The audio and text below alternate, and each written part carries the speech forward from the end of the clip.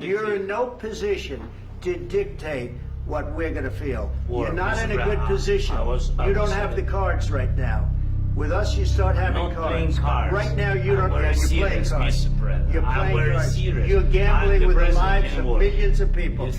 27 फरवरी 2025 दुनिया ने वो मंजर देखा जो जदीद सफारती तारीख में पहले कभी नहीं देखा गया था।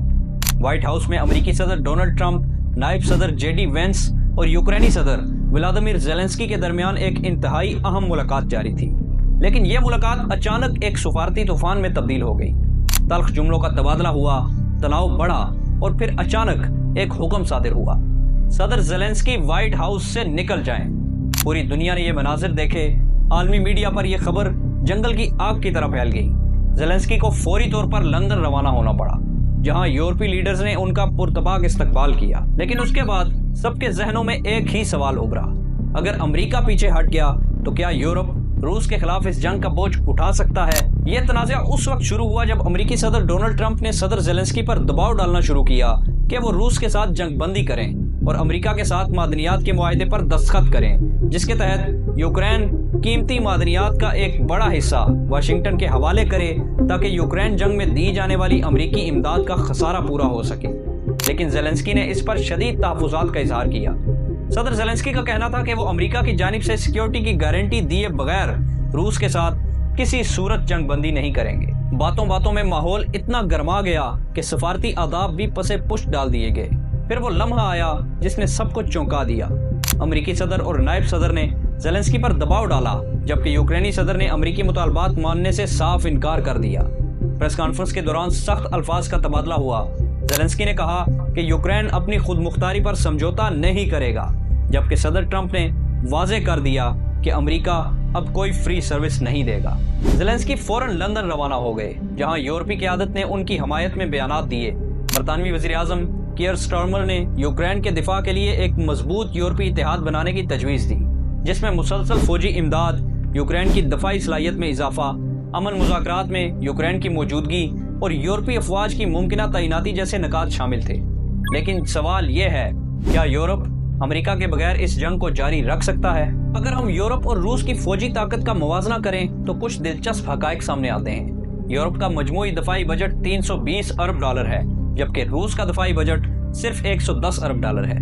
यूरोप के पास तकरीबन 19 लाख हाजिर सर्विस फौजी हैं, जबकि रूस के पास 15 लाख। यूरोप के पास 6000 टैंक्स हैं, जबकि रूस इस मैदान में 15,500 टैंक्स के साथ बहुत आगे है।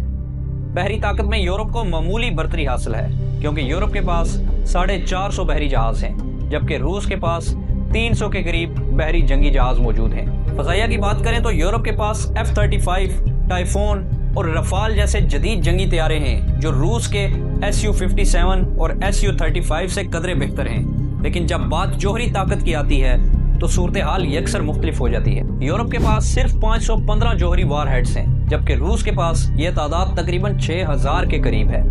एक और बड़ा मसला यूरोप की क़यादत का फुकदान होगा। अमेरिका में तमाम फौजी फैसले एक सदर की कमान में होते हैं, जबकि यूरोप में जंगी फैसले मुख्तलिफ ममालिक के लीडर्स की मुशावरत से किए जाएंगे, जो किसी बड़े फैसले में ताखीर का बायस बन सकता है। दूसरी जानिब रूस को ऐसी किसी मुश्किल का सामना नहीं, क्योंकि वहाँ फौज सिर्फ एक शख्स के हुक्म पर चलती है, वो है सदर व्लादिमीर पुतिन। यूरोप को एक और चैलेंज दरपेश होगा।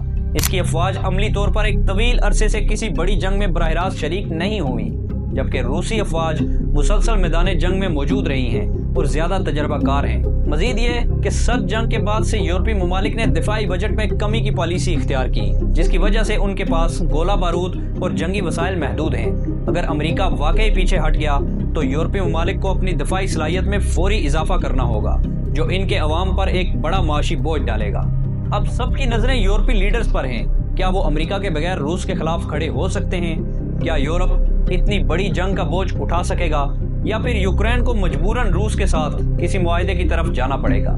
ये सवालात आज भी अपनी जगह पर कायम हैं और इनके जवाब सिर्फ वक्त देगा।